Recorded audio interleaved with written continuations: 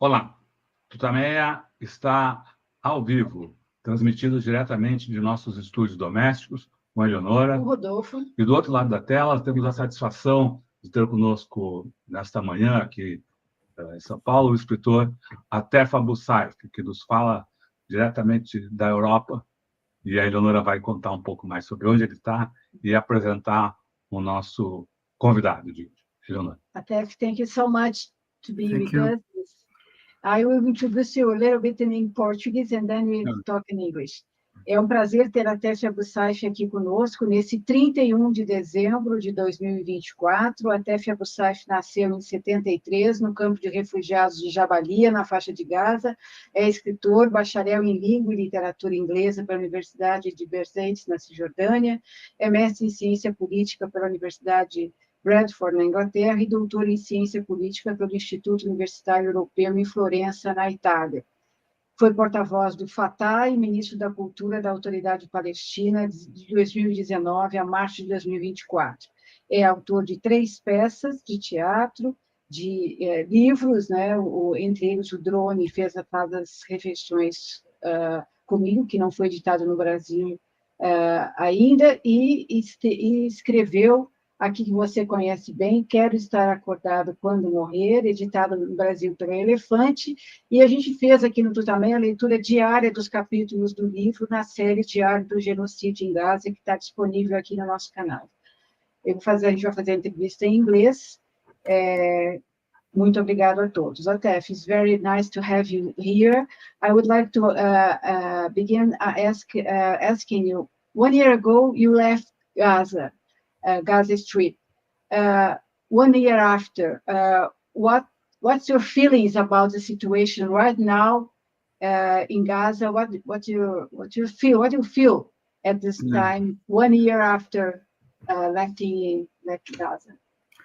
Thank you, Eleonora. Thank you, Rodolfo, for having me again. I'm happy to be to the second time in TUTAMÉIA, and I'm happy to speak to my Brazilian friends and readers and followers. And as you said, I left Gaza as yesterday, I think. Yeah, it was a year.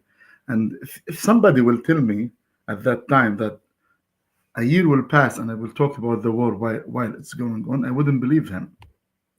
So it's not me, nobody ever expected that after a year, 1 year, the war will continue. And this ongoing live genocide is taking place in front of our eyes, and we couldn't, as a humanity, we're 7 million human beings, no one could stop this war, this genocide, and it's this war that humiliates us as humans. It's against the Palestinian, it's targeting the Palestinian, but it's targeting our humanity as a human being, wherever we are, because our fellow humans are slaughtered and killed. You know, yesterday 5 kids died from coldness. Kids, they're born and they die because they don't have clothes to put on them in their, to cover their bodies. So it's a shame that this war is not stoppable, and we cannot stop it. And you know, as I would say, I left, but I'm still there. Like my body left, but still every day I have to make the phone calls and to talk to my, of course. And after when I reviewed this year, when I left, I lost my father, my mother-in-law, and another 100 of my family members. One of them was my uncle, who was killed 3 weeks ago, actually, with his wife and his son and his 2 grandsons. He's my mother's brother, my big uncle. And so, and every day you wake up, the first thing I do, Eleonora, I just say, look to the news. I catch my mobile and start to play with it, you know, just to make sure that I didn't lose more. And of course, every day I lose more. But then, and sometimes you know the news after 5-6 days. Like yesterday, I was talking with my wife in Ramallah, and she was telling me that when the Israeli got inside Kamal Udwan hospital, the last hospital, functioning hospital in North Gaza, 5 of my cousins were arrested. So she was mentioning their name to me, so I know who they are, you know. So it's sad that after 1 year, this war is going on. And it's sad that the scale of atrocities and of genocide is not lowering even. It's just taking on as if, and one young author in Gaza, he died. They killed him. Once he wrote in his Facebook, "Don't get used to the scene." He was warning that we get used to what happens, and my friends, we are getting used as humanity to what happens, and Israel is playing in the time, because they say, yeah, people will forget. We should not forget. We should not get used to this. We always, every single day when we wake up in the morning, we have to remind ourselves that what is going to happen is shame, is a spot on our skin, on our forehead, and we should not accept it, because if we think this, and this is not normal, and those killers are abnormal, not a human. Instead, we should focus on this. Israel is a state above the law, unfortunately. And it is still, remember, we are not full members of the United Nations, and they are members of the United Nations. We had states, Rodolfo, 6,000 years ago, we had states. This is in the Bible, not me. This is the Bible says so. When Abraham came, there was the Canaanite state. We're not a state so far.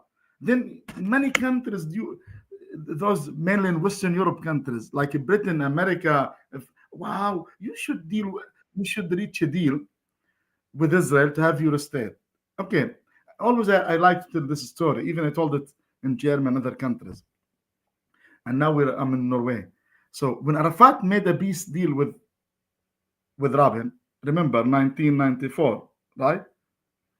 Then the Palestinian Authority was established, etc. 70% of the Palestinian, among them, the majority of his party, Fatah, which I come from, were against the peace deal because it was not fair. You accept to give 80% of your homeland to the occupying authority, which is Israel, and you accept to have your state on 20%. This is not fair, right? Gaza and West Bank is 21% fair. But even we didn't believe in this, we welcomed Arafat with a flower when he came to Gaza. I remember I was at that time some 20 years old in the school. We went all in the street to welcome him when he came to Gaza from Rafah border. What happened to Rabin? Do you know what happened to Rabin? When he went back to Tel Aviv, they shot him. This is the difference, and this is still the case until now. So it's not, it's not the army. Unfortunately, this is a society built in hatred, because I'm not accusing every Israeli, definitely, but I'm saying there is a machine called the state produces hatred even among its citizens. So it's shame, it's shame that this war is continuing, and it's shame that the world tries to or ask us to prove to be good. We're good. We were living in our country. They came from all over Europe. Europe wants to export their problem outside. That's fine. I don't discuss history. So, but at least, so how this problem can be solved? Either by peace or by war, no? So how you can solve it, how you can solve it peacefully? I will give this a problem to any person on earth, and we accept any solution. Any solution. They want to live in one state, we accept. They want to live in two-state solutions, we accept. They want to live in 5 states, we accept. Just give us a solution. So unfortunately, again, what Israel wants is war. This is the point. So the next day of war is another war. And people forgot that we're living in this war since 76 years. It's never stopped. This is the episode of Gaza now. But the war Israel and Zionist movement are launching against our people is lasting since 80 years nearly. And it never stopped. So, and it's shame, and it's sad, and it's pity that all the Palestinians now, they were born during wars, and they died during wars. All of them. Unless he's 80 something, but 90%, let's say, of the Palestinians, they were born during wars. And then you ask your question: are we going to do this in TUTAMÉIA next year while the war is going on? Can you say no? You're not sure. We might have another conversation, Rodolfo, next year, when the war is continuing, and we say, Atef, this is 2 years past since you left Gaza. What do you think? It's, it's unbelievable. It's not two nations quarreling, It's not two people fighting on borders. It's a people living in a tiny strip on the Mediterranean Sea. And Israel is using this massive military machines, and it demolished every single little house, tiny house. Nothing remained in North Gaza. Nothing. And the average killing now is 100. And nobody can say no. Anyway. So, Atef, what's the meaning of all this? What does Israel wants to? Does it want to incorporate all this land, finish with all the Palestinian people? What's the meaning of this all? And you said that Israel is a state above the law. How can that be? I mean, I remind you one thing. What supports gives it this strength? No, I'll tell you. What Israel wants to keep fighting the Palestinians. This is the aim. The aim of war, Radulf, is war itself for Israel. So because there is no logic, of course, they aimed at the beginning to evacuate the Palestinians from Gaza Strip and to move them to Sinai. This was the main aim at the beginning. So to continue the 1948 war of confiscating the Palestinian territories and uprooting the Palestinian people from their homeland. But for their bad luck, the majority of the Palestinians in Gaza Strip are refugees from 1948. So they don't want to be another refugees. They might move from their houses to avoid being killed, but they will not leave the country. And people will die rather than killing the country. But now, so this was the main Israeli aim. But now they're trying to do it in North Gaza, evacuating North Gaza and annexing Gaza to Israel. But this wouldn't help them because, it's very simple. You might deter Atef and prevent Atef from fighting back because Atef is getting 52 now and he's very old, and he would say to himself, oh, I lost my house, my father, my family. I'm not going to fight. I'm going to relax. It happens. But what about a kid, Eleonora, who was 5 years old when he grew up, when he becomes 25? He will revenge. So if Israel thinks by killing the Palestinian and destroying their territories and their houses, farms, factories, cultural centers, archaeological sites, and by killing the kids' fathers and mother, they will be afraid of fighting back, they're wrong. Because these young children, not my generation, who fought back in the 60s, remember Arafat and his comrades, they were at that time teenagers or children. At that time, when in the 40s, they were maybe Arafat was the oldest of them. He was 21. But most of them, George Habash and the others, Salah Khalaf, the rest of the PLO leaders, Fatah and PFLB, they were in the 12, 13, something like this. So then they decided to revolt against the Nakba.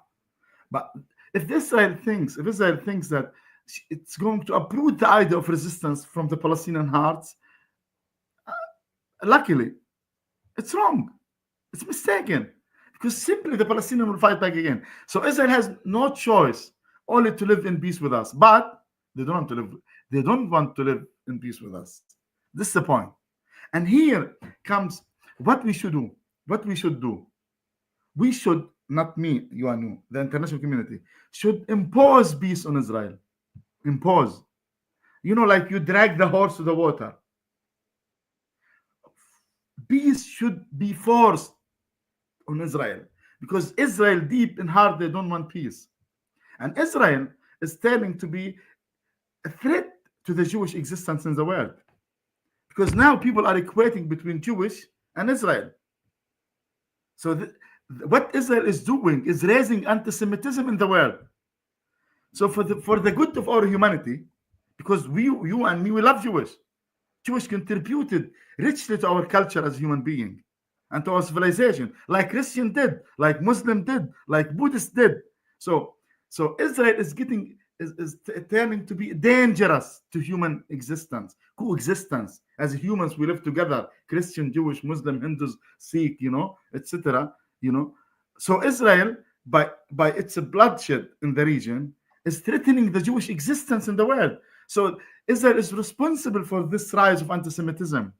So we should force Israel to go back to the nature of human being. Israel is ab nature. It's not natural. The act of Israel is human. So we should bring them to be human again. So this is what we can do. We should force Israel. How we can do this? By sanction, by boycott, and by stopping Israel membership of the United Nations. Because Israel, when it was accepted as member of the United Nations back in 1949, it was upon the approval or its recognition of two United Nations resolutions. 181, which dedicates the dividing Palestine into two states, one for the Jewish and one for the Arabs. So this means Israel is member upon this condition, which Shatrit, the Minister of Foreign Affairs at the time, approved and signed. He said, I agree. And he signed this paper commitment that Israel recognizes 181, which means Israel recognizes the Palestinian state, and resolution 194, which dedicates the right of the Palestinian refugees to go back to their homeland, the villages and towns. So Israel is illegal member by definition of United Nations, and nobody dares to say so. Israel is it's illegal. Israel is sitting in a seat which is not its seat. It's not hers. So because it's not, she signed that she's approving 181 resolution and 194 resolution, but it's not applying them. So we should ask Israel either to apply these resolutions or stop its membership with the United Nations. It doesn't deserve to be a member of the international community. Israel is a threat to international peace and security. It's a threat against Jewish. It's a threat for our humanity. Yeah. What can you tell us about the Palestinian resistance? We saw in the past few months, Israel killed some Hamas leaders. He attacks Lebanon. He attacks Hezbollah. He attacks Syria. What can you expect about the Palestinian resistance, and what do you think can change with Trump that goes to power 28 days from now? First, let's agree that resistance is a reaction. You resist someone trying to impose something on you. So the Palestinian resistance is self-defense. This one thing. Second thing, Israel killed thousands of Palestinian leaders before, but they never stopped. The resistance never stopped. They assassinated our leaders since the 50s, or let's say from the 60s on, when PLO was founded. So every day there's, but the resistance never, because resistance is a reaction to the fact of occupation. So as long as there is occupation, Palestinian resistance will never stop. It will take different forms. It will face different waves, different pulses. And so Israel tries to uproot the Palestinian resistance from Gaza, as they did in the West Bank. But of course, the Palestinian people is not going to give up. Always the Palestinians will invent forms of resistance. So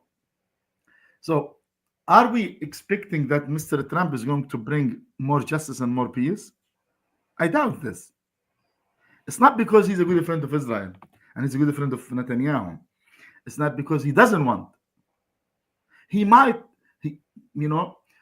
witness kind of ceasefire when he comes to office, simply because there are 5 American citizen soldiers in the hands of Hamas. He wants them to take selfie with them in his White House, in his new office. So he wants to say to the American constituency, you see, I promise you, I released them. This is what he cares for. The 5 American citizens who are soldiers, not normal citizens, soldiers in the Israeli army. And this has to be dealt with later. every member of the Israeli army should be banned from any membership, any citizenship, other citizenship, because this army is classified as terrorist army, not me. In the International Court of Justice, it's classified so. So what I'm saying, even nonetheless, this, it's good to have a ceasefire for a week or 2 weeks, because people, they don't find clothes to cover their bodies when they sleep. They don't find food. So it's good to have kind of a ceasefire for a week, 2 weeks, month, 2 months, God knows. But I expect that we're going towards kind of a complementary cease.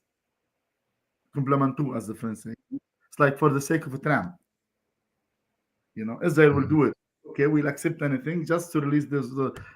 Because Israel doesn't care about the prisoners. Remember, if Israel knows there is a prisoner in a building, they attack the building. And this is what the rabbi of the army, this is kind of fatwa, or what do they call it, the religious rules, which we call the Hannibal rule, which means you can kill your members of your army, hostages, if they're in the hands of the other army. So you get rid of both, yours and theirs.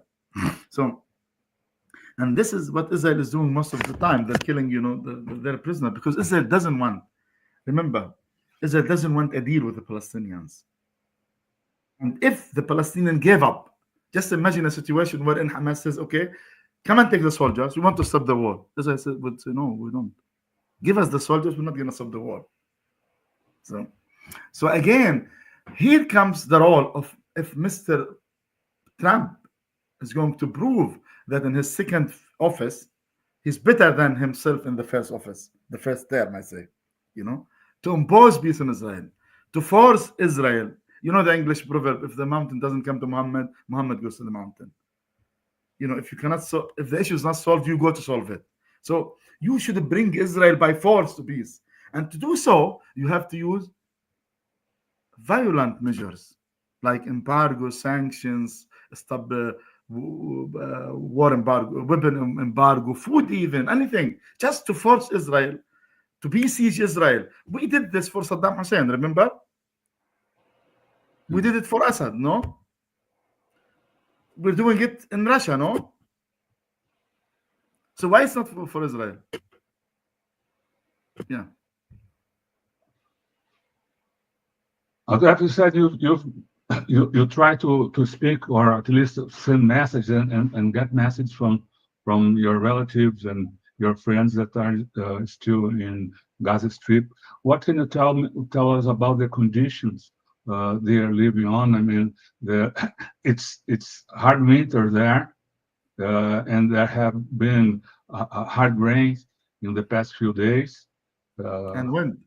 And wind as well. And wind. So, either Adolfo, their tents. What about the camp? Okay. The refugee camps.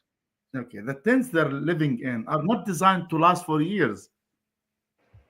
They're designed and made to last for a season, like one winter, one summer, because they're softly close. So when the very hot sun of Rafah or Khan Yunis comes to them, it turns them. Then the wind again. So now it's for a year.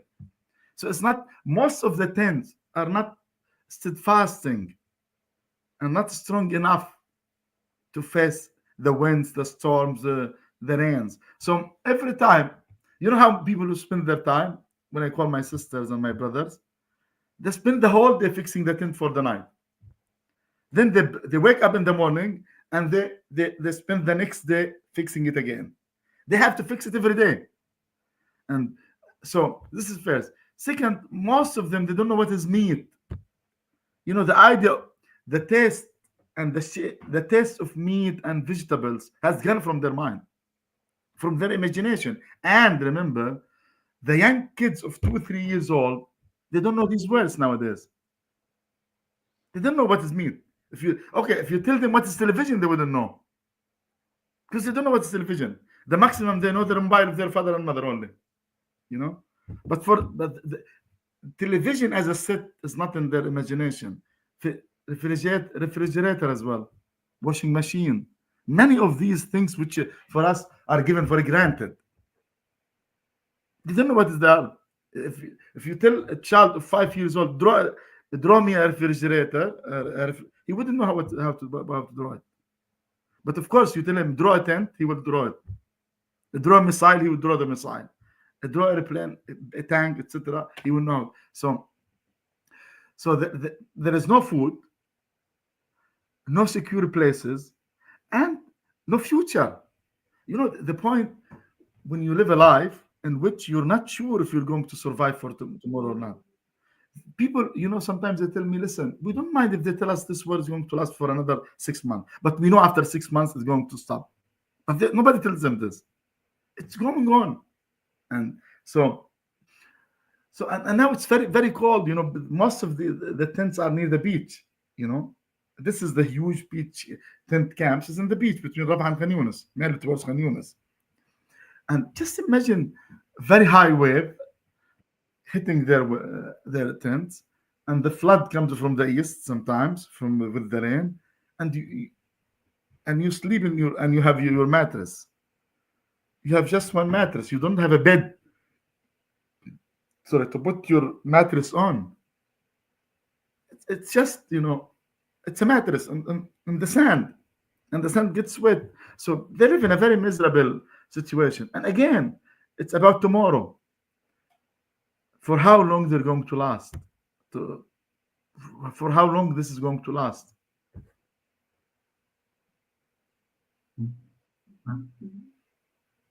Atef, I know you were going to the end of the interview.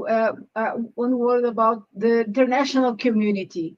Do you see any mobilization, more mobilization on the international community in the streets or in the United Nations and the world? What do you think these communities worldwide are doing, and they must do in the next year? I think we appreciate all the international support and solidarity movements and demonstrations in the different international capitals in Europe, in Latin America, in North America, in Africa, in Asia, etc. Of course, in Australia. But unfortunately, you know, the terms or the conditions or the purpose of the demonstration should be changed. We have to demonstrate against our governments, because it's not about, you know, it's important to express our feeling, but we need actions on the ground. Israel should be classified as apartheid regime and should be stripped from its membership in the United Nations. And I think the goal of solidarity campaigns should change now. We're not moving again. I'm always, Eleanor tells people, don't be with us or against us. Don't be with Israel or against Israel. Be with yourself. Ask yourself, do I accept this? If I don't accept it, I have to move against it. And I think the solidarity campaigns and the struggle against this war should change to enhance this approach of bringing peace by violence, by harsh measures in the region, to the region. Yeah. Well, Atef, we'd like to thank you very much for your time, for being with us here em TUTAMÉIA. Agradecemos também a todos vocês que estão aqui com a gente acompanhando essa entrevista ao vivo. Lembramos que ela fica disponível em todos os nossos canais. Busque por TUTAMÉIA TV, você nos encontra nas várias plataformas de podcast, aqui no YouTube. Não deixe de se inscrever no nosso canal, clicar na sinetinha para receber avisos de novos vídeos, e você pode ainda participar do grupo Amigos do TUTAMÉIA no WhatsApp. O link de convite para esse grupo está disponível na descrição deste vídeo. No nosso canal você também encontra a playlist diária do genocídio em Gaza, hoje há 1 ano, em que nós apresentamos dia a dia cada um dos capítulos do livro Quero Estar Acordado Quando Morrer, de Atef Abu Saif, 1 ano atrás, né? Ele esteve na faixa de Gaza desde o início dos bombardeios de Israel. E agora, então, and now we hand you the floor again so that you can wrap up this interview or send your message to the Brazilian people or whatever. The word is yours. No, I think again, thank you, Rodolfo and Leonora and TUTAMÉIA for hosting me again here. But I want to say that, even if the war continues, should not give up. We have always to remind ourselves that what is going, even if we cannot change the discourse of history, we should stand on the right bank of the river, and we should fight against what's happening. And we should remind ourselves that this cannot be in our name as human being.